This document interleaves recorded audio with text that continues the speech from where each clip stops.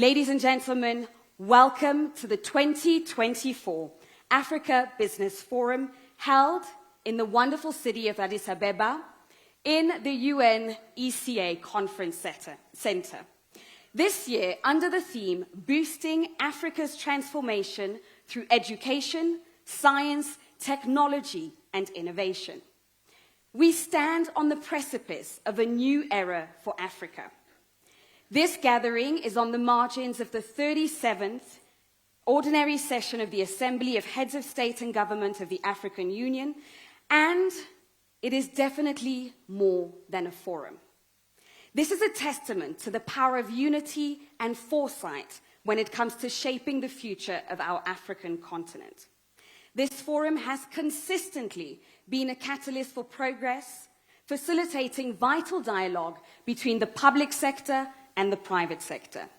Now today, as we emphasize the transformative power of education as a key to unlock the power and potential of our youth, preparing a skilled workforce, as well as ensuring that Africa is not just a participant, but a leader in the global economy. My name is Tanya Habimana. I'm an anchor at CNBC Africa, and today it is my absolute honor to serve you as your MC. Now, on a day-to-day basis, I have the privilege of covering Africa's biggest financial and economic stories. And one thing is true, is that when we talk about education, science, technology, and innovation, it isn't just beneficial for our communities and our countries, it's beneficial for our economies.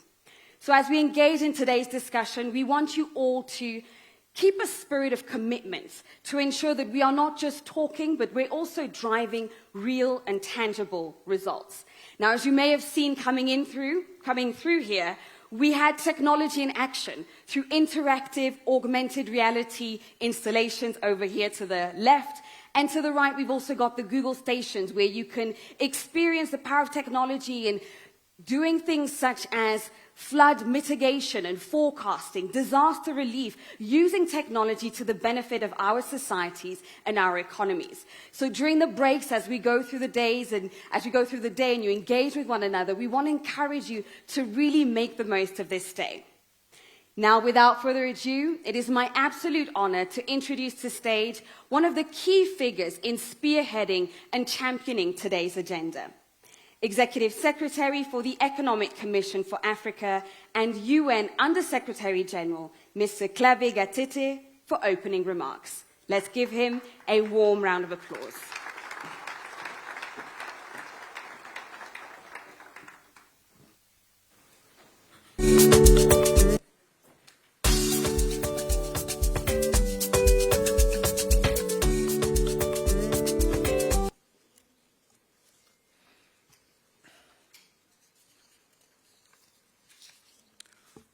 Yeah, Excellency, Honorable Turanganyo Segoka, Minister of Communication, Knowledge and Technology of the Republic of Botswana, who is also representing his president, Mr. Doron Avni, the Vice President for Government Affairs and Public Policy for Emerging Markets of Google. Google has been on the market for quite some time. Honorable Ministers here present, distinguished guests, I see so many of you. I see CD from Badea, I see Tadesse from TDB. I see my good friend, Professor Neil Turk, who has been on the market for quite some time and who started the Africa Institute for Mathematical Sciences. I see so many from the United States Chamber of Commerce. I see many others who are good friends here. You are most welcome. Technology is what we are going to be discussing today. And because of that, it gives me really a great pleasure to welcome you all to the 7th edition of the Africa Business Forum on the theme, Boosting Africa's Transformation Through Education, Science, Technology, and Innovation. It is an obvious choice because technology and innovation are the central tenets to achieving the Agenda 2063 and SDGs, all of which are currently off track. The forum theme is also aligned with the African Union theme of the year, which is education. Excellencies, distinguished ladies and gentlemen, when you look around us today, it is clear that Africa cannot become a global solutions powerhouse without innovation. Investment in science, technology, and innovation is necessary for job creation, boosting productivity, and enhancing competitiveness. Artificial intelligence and machine learning are helping to address some of the critical social and economic challenges confronting many of our countries. For example, artificial intelligence is making it possible for small trade farmers in remote areas to determine where to plant, fertilizer inputs, crop yields, pricing, and many more.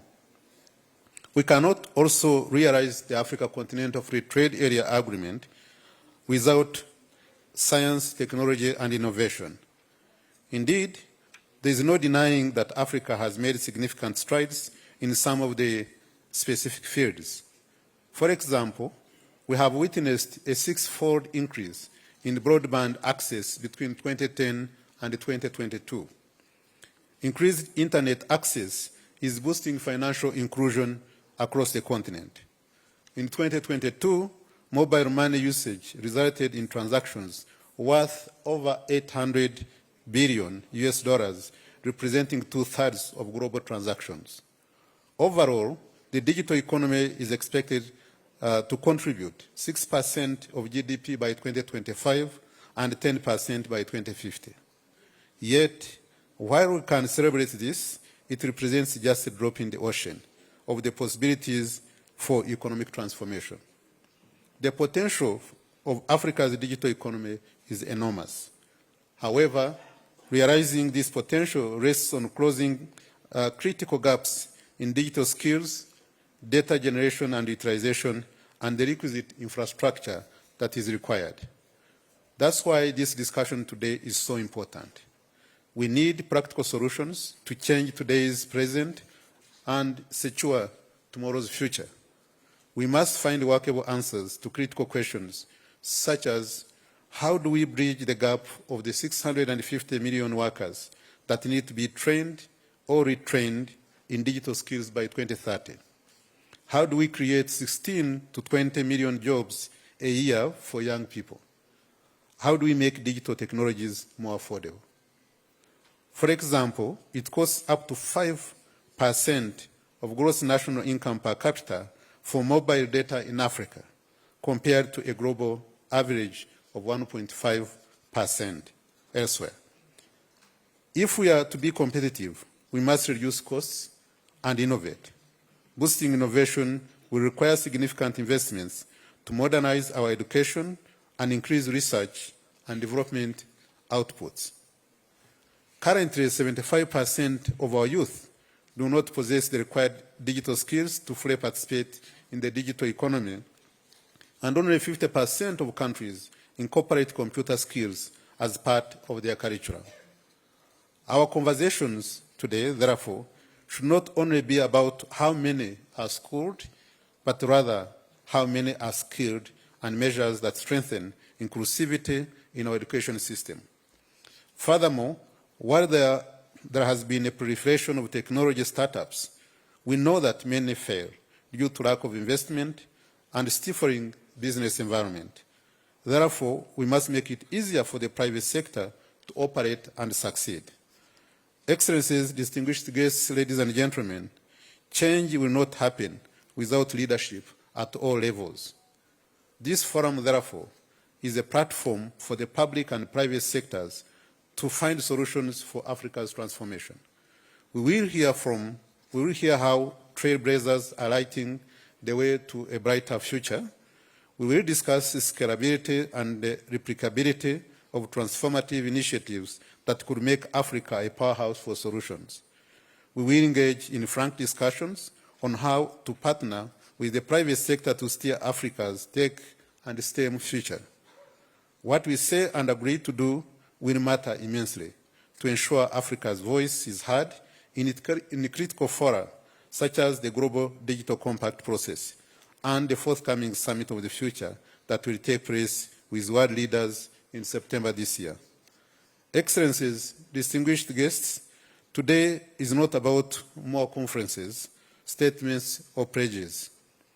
We've had enough of those already. It is about agreeing on our compact for change for the 1.4 billion people in Africa who expect much more from us. It is about creating opportunities to drive prosperity for all. This surely is the global plan of action for people, planet, and prosperity. Finally, let me conclude by thanking our partners, the Africa Export-Import Bank, Google, MasterCard Foundation, Trade and Development Bank, Global Partnership for Education, Transition Holdings, and Africa Investor Group for making this event possible. We'll always continue to count on you for further support as we take this business in the future. I thank you very much for your kind attention.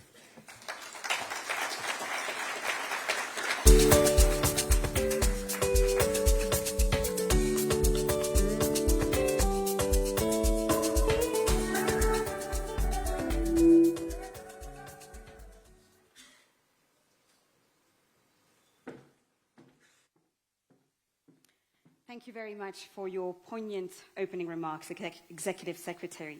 We would now like to proceed with remarks by Mr. Doron Avni, Vice President of Government Affairs and Public Policy Emerging Markets at Google. Let's give him a round of applause.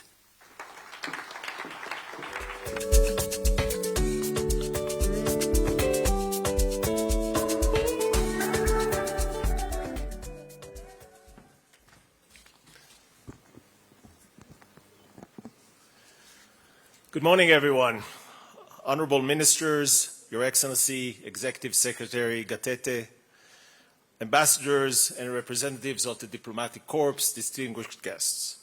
Good morning. I'm Doron Avni, Vice President of Government Affairs and Public Policy at Google. My sincere gratitude to the UNECA team. They've done an amazing job, superb collaboration. I'm really proud of what you've put together. It's an honor to be here. Though my work spans over roughly 100 countries worldwide, Africa's dynamism and innovation always stand out to me.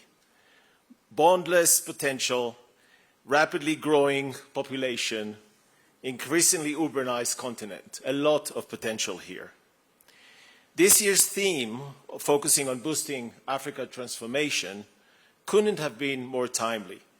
Artificial intelligence is a powerful lever of that transformation. AI fundamentally change how we perceive the world, how we deal with global challenges, how we promote economic growth, unlocking possibilities that we'd never dreamed we could unlock before.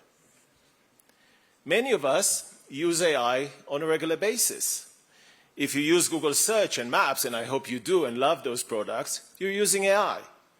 If you manage to find your way into this hall, you've probably been using a very friendly AI navigator.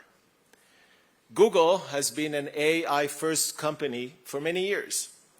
AI has already transformed some of our products. One of the products I love the most is Google Translate, which is already available in 133 languages, including, by the way, many African languages like Zulu, Amharic, Swahili. These technological breakthroughs bridge communication gaps and make the world a smaller place, providing access to information across the globe. Today, we're at an exciting innovation and technological inflection point in AI development. We have the opportunity to make AI even more helpful for people, for businesses, for communities, for everyone. Perhaps the most compelling development in AI that I'm sure you're all been hearing about is the rise of large language models that these models provide the basis for generative AI technologies. These technologies generate increasingly sophisticated human-like responses when prompted, and this development will make AI even more capable and helpful. We recently announced at Google our most capable generative AI model, which is called Gemini, which now supports 40 languages, including Swahili. And this brings the power of advanced conversational AI to Swahili speakers for tasks like coding or general knowledge inquiries. And you'll be able to engage with Bard in our displays outside. I would like to briefly discuss how Google is looking and dealing with this new AI world and how we're thinking about this in Africa. I will touch on the broad implication to society and the economy, some of the challenges and the opportunities for partnerships. At Google, we're thinking about realizing the potential of AI, and we're framing this under 3 words: bold, responsible, and together. We must advance AI boldly. That means creating new transformative tools and technologies that can do good. That also means making AI and building AI for Africa, by Africa. That Africans don't just use AI, but actually create it. That's why we launched our Google Research Center in Ghana and expanded to Kenya. These centers bring together global and African expertise, laying the foundations for an AI-powered future that will benefit Africa and the world. A good example of our early work there, which was already mentioned here, is flood detection, which is now available across 23 African countries. Using powerful AI models, we can forecast floods and alert people after 7 days before the flood hits. This technology actually saves lives every day. To fully leverage on the potential of AI, governments must reinvent and invest AI in education. Building an AI-ready workforce calls for a collaborative effort by society, civil society, government, private sector, and of course, educational institutions. Our joint goal should be to build 3 levels of AI fluency. AI learners with basic AI literacy skills. AI implementers who actually use the technology themselves in their day-to-day work. And AI innovators who can help shape how the technology evolves using deep technological expertise. We already have some good examples of private-public partnerships when it comes to digital skilling. So it's up to us to leverage these best practices as we pivot to focus more on AI. Since 2017, Google has trained over 6 million people in Africa across 25 countries with digital skills, including a very strong and beneficial collaboration with the African Union. In Kenya, we partnered with the Ministry of Education to develop the Android Developer Skills Master Plan for vocational schools. This program, which is now being funded by the government, will be targeting up to 8,000 developers graduating annually. African-led innovation is also transforming the creative sector. In Africa, Google and YouTube has a long-standing commitment to African creators. YouTube is exporting Africa culture and music to the world, like we witnessed the rise of K-pop into the international arena. Now we're witnessing a peak of another major musical phenomena, the Afrobeats, who are going beyond Africa into the international charts. Google Arts and Culture has also had a good history and a very fruitful history of collaborating on different programs across Africa. We've digitized over 40,000 Timbuktu manuscripts to preserve Africa's greatest written legacy, which we're very proud of. Or supporting community efforts to protect UNESCO World Heritage Sites like Usun Grove. And there's a lot more there, and again, you would be able to explore it outside. So as I said, rather than talking about those, and I can go on, we would rather show you. So later on, there will be a break. Please go outside. We brought in a some Googlers, colleagues of mine, that will be able to share with you Gemini, flood forecasting, Google Arts and Culture. Tell us what you think. We know that those countries who will be bold and sprint ahead will capture the AI opportunity and also the greatest economic benefits. A few months ago, Access Partnership released a study commissioned by Google that provides an initial assessment of the potential economic benefit of AI in Africa. They focused on 4 markets: South Africa, Kenya, Nigeria, and Ghana. The paper suggests that AI applications could support at least $136 billion of economic gains by 2030. That represents close to 13% of those countries' 2022 GDP. So we're talking big numbers. To realize the AI opportunity and become what we call AI sprinters, countries should focus on 4 areas: infrastructure, people, innovation, and regulation. First, investing in infrastructure. That is reliable, secured, and affordable digital connectivity. Google has been very active in this space. For example, last year we invested in the Aquiano subsea cable that connects Europe from Portugal to Africa, different landing places from South Africa, Togo, Nigeria, St. Helena. And we also recently announced our first cloud region in South Africa. The second digital sprinter pillar is about creating and building an AI-empowered workforce. We spoke already about digital skills, preparing people across all communities to the future through talent and vocational development. A third way to capture this moment is through innovation and unlocking new opportunities using data, AI, cloud computing, investing in AI research, and in local startups. And the last area to focus on to become an AI sprinter is supportive regulations for a thriving AI ecosystem. That means regulation that supports open and competitive markets. We're encouraged to see that while most of the world is actually witnessing growing fragmentation, Africa is demonstrating collaborative leadership, as we've seen in the past week. The African Continental Free Trade Agreement, and in particular the Digital Protocol, paved the way for Africa to fully harness the AI opportunity.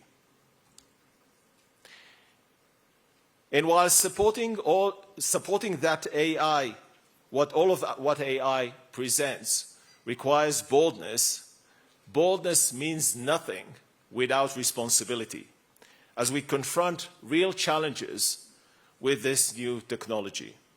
One example is the impact on jobs, which I know is top of mind here in Africa. The IMF predicts that the biggest impact in emerging markets won't be eliminating jobs, but changing how we work alongside intelligence machines.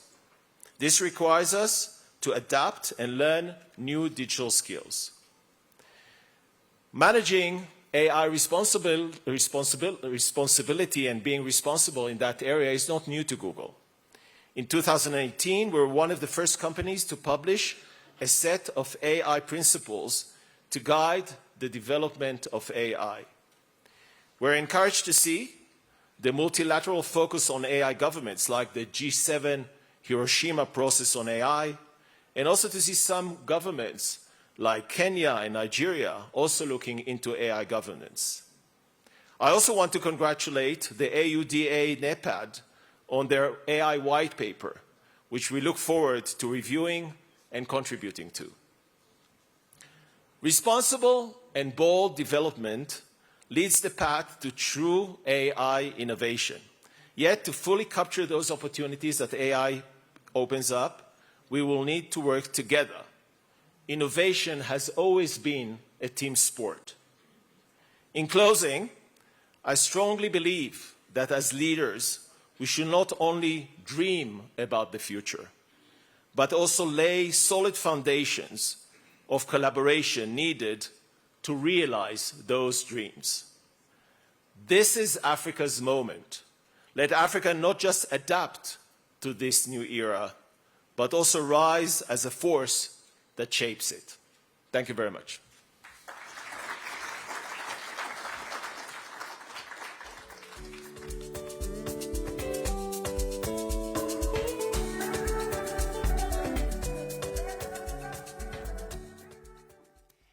Thank you very much. And of course, we appreciate the opportunity to be able to test some of those innovations and technology during our health breaks. Now, before we proceed, we would like to acknowledge the presence of Honorable Dr. Yusuf Tanko Sununu, Minister of State for Education for Nigeria, representing the President of Nigeria, President Bola Ahmed Tinubu. Thank you very much, sir.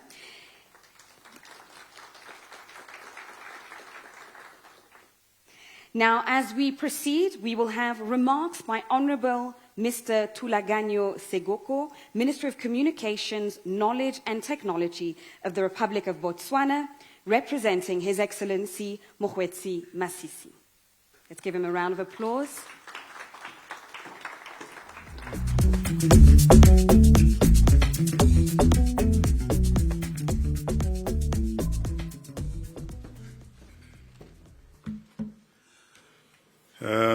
Thank you, Madam Director of Ceremonies, Excellencies, Honourable Ministers, and distinguished delegates here present. A very good morning to you all.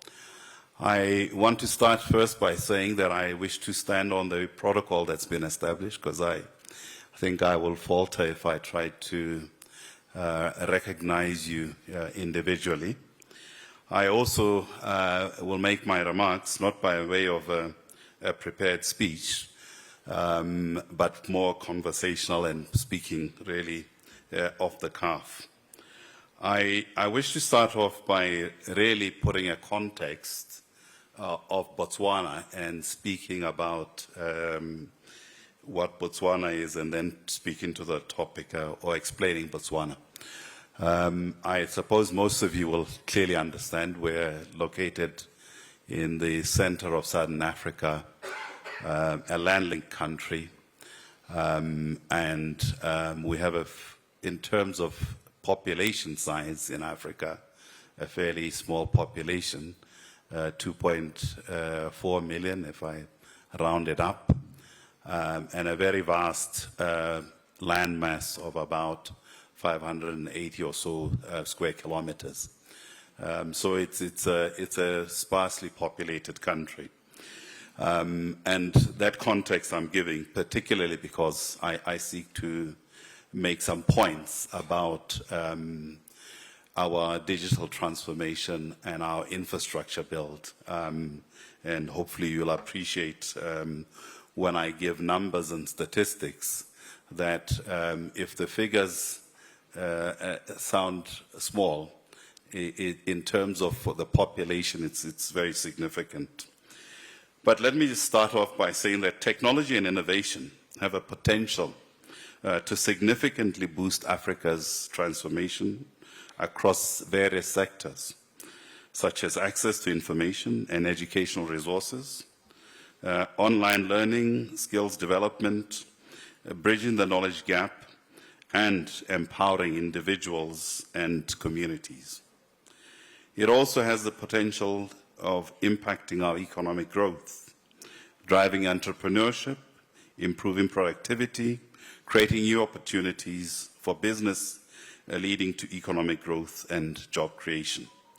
Healthcare access, telemedicine, mobile health applications, innovative medical devices can help overcome the barriers to health access, especially in the remote areas.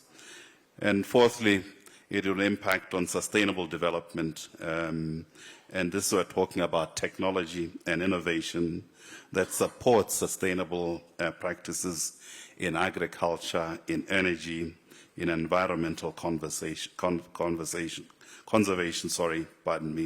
and promoting a more resilient and eco-friendly future. And coming now really to Botswana, one of the critical transformation strategies that we have adopted and named Smart Bots, is a digital transformation strategy that Botswana has adopted. And we have really seen very impressive results from our country. So generally, Botswana has experienced phenomenal growth of internet traffic usage, increasing from 2.1 gigabits in 2014 to 110 gigabits in January of 2024. And this really comes against the backdrop of us building a digital infrastructure that is countrywide, inclusive, and we call it an infrastructure for all that does not leave anyone behind. So we have set about, through the Smart Bots village connectivity, to connect practically all our villages. We had a target of doing 500 by end of end of 2025, connecting these 500 villages and going to facilities such as what we call our quotas. These are public democratic spaces or spaces where the community engages in terms of its affairs through the chiefs.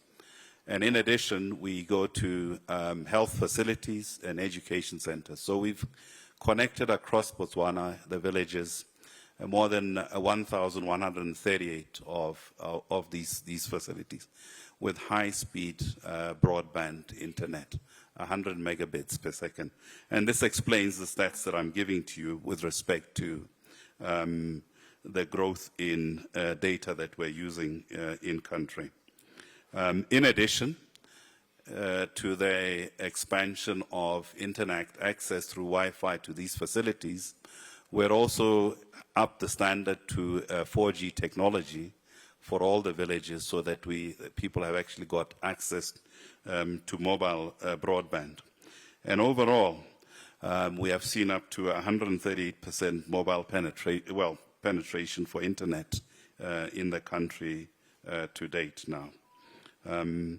I want to just move a little forward and talk a bit more about some other elements of this strategy.